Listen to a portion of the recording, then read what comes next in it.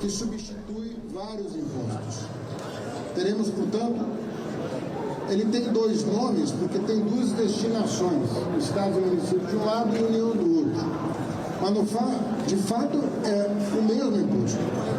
É a mesma base de cálculo, é a mesma regulamentação, será o mesmo procedimento de validação, ou seja, tem a CBS e o IBS que, no fundo, tem a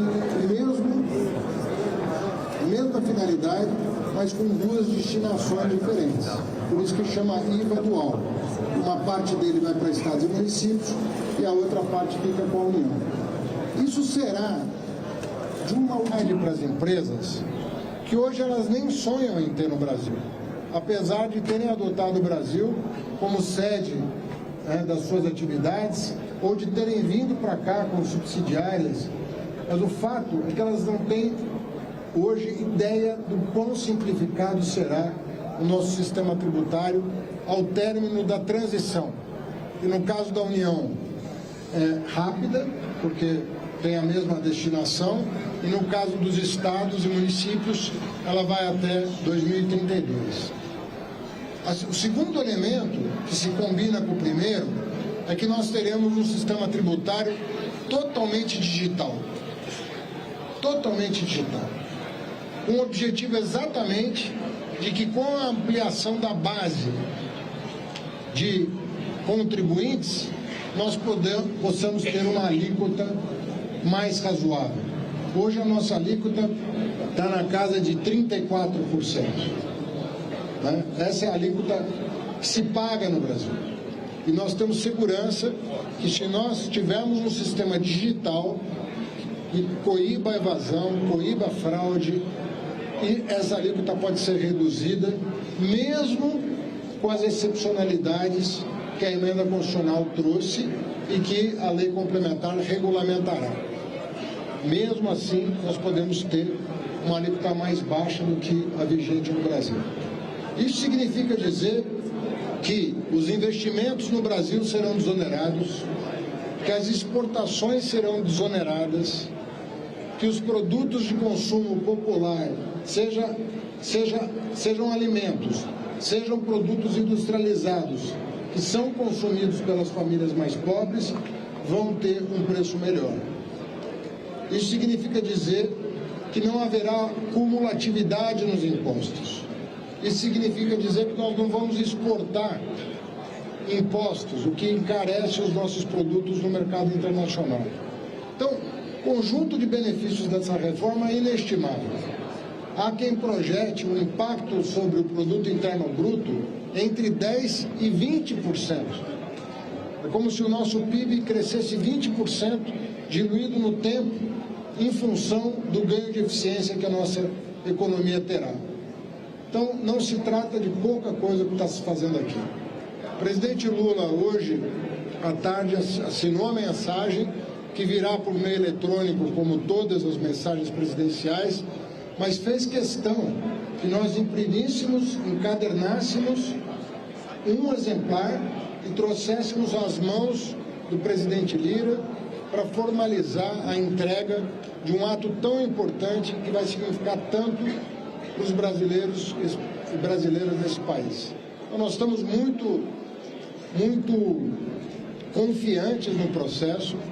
Eu fiz mais uma vez questão de elogiar as tratativas que vêm ocorrendo na Câmara e no Senado em torno dos projetos, sobretudo da agenda econômica, que tem recebido a atenção das casas.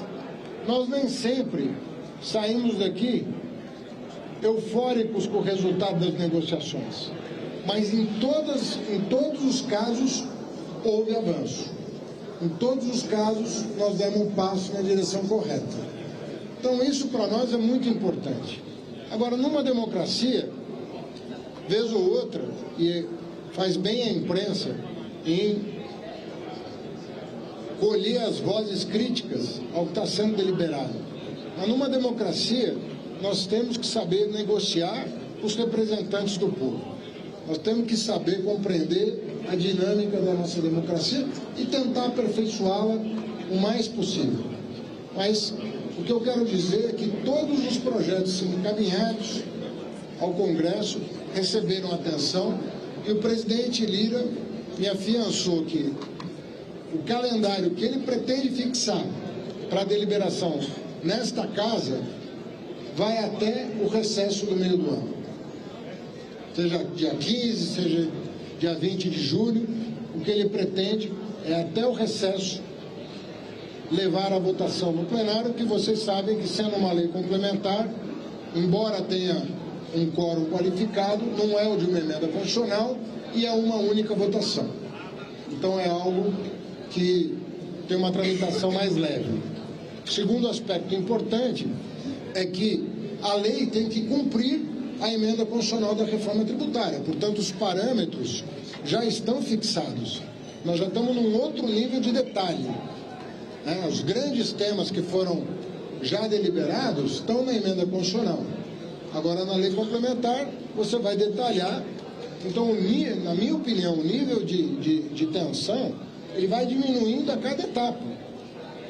E é normal que haja negociações dos setores, da sociedade. Por fim, eu queria dizer que este projeto já não é apenas um projeto do Executivo Federal. É importante salientar isso. Esse não é um projeto do Executivo Federal. Nós fizemos questão de chamar estados e municípios para acompanhar a confecção desse projeto de lei. Ele foi acompanhado de ponta a ponta por representantes de estados e municípios. Portanto, como todo projeto que é fruto de muitas mãos, ele provavelmente não vai expressar o desejo de ninguém individualmente.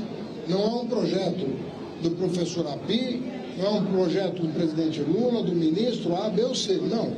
É um projeto que já é o resultado de uma negociação prévia que nós fizemos questão de fazer para facilitar o trabalho do Legislativo.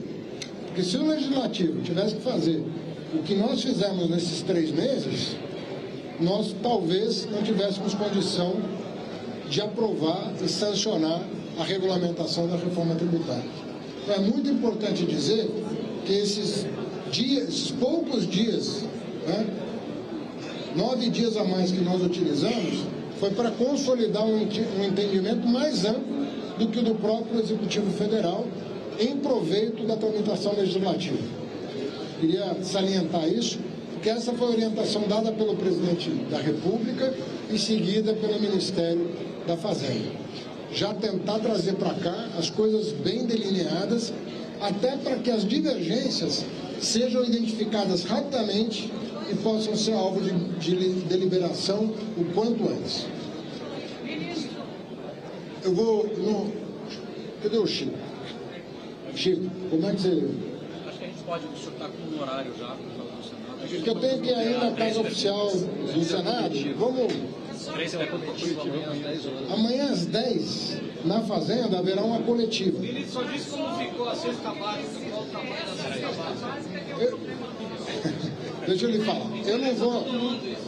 Eu não vou antecipar nenhum conteúdo. Mas o que eu quero dizer é que a diretriz do presidente da República foi garantir que, apesar da adoção do IVA, não houvesse nenhum incremento na alíquota dos alimentos, ou seja, nós consideramos a cesta básica no nível nacional, vários alimentos foram incluídos na cesta básica de tributação zero. Aí tem uma segunda alíquota, que não é zero, que é a alíquota reduzida, e uns poucos produtos de consumo de luxo que ficaram na alíquota cheia, na chamada alíquota padrão ou alíquota de referência. Isso tudo está nas tabelas, isso tudo vai ser de conhecimento público, mas eu repito, esse projeto extrapola o Executivo Federal. Ele já é o resultado de uma negociação com estados e municípios, cada qual com a sua especificidade, que foi levada em consideração para trazer para o Congresso essa proposta. Trata-se de uma proposta de lei, de um projeto de lei. Obviamente que agora é o tempo da Câmara, ouvir a sociedade, ouvir os segmentos e, eventualmente, propor ajustes, que serão tratados com muita naturalidade, desde que bem fundamentados. Fundamentando, a sociedade vai ter oportunidade de discutir e vai poder trazer aqui para a casa do povo a sua argumentação. Agora, que ele está bem calibrado, eu tenho certeza que está. E que ajustes pontuais podem ser feitos, eu tenho quase certeza que isso vai acontecer. Serão 2 projetos de lei complementar. Esse que é vamos dizer que é a matriz do sistema tributário, né?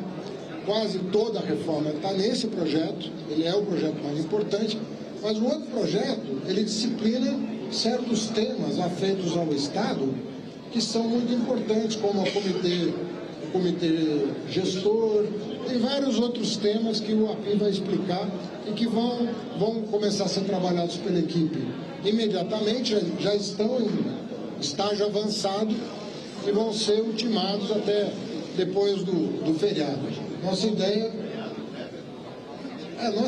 é rapidamente, em 2 semanas, entregar, quer dizer, não na semana do feriado, até o final da próxima, entregar. Deixa claro que hoje foi entregue um. Hoje foi entregue um.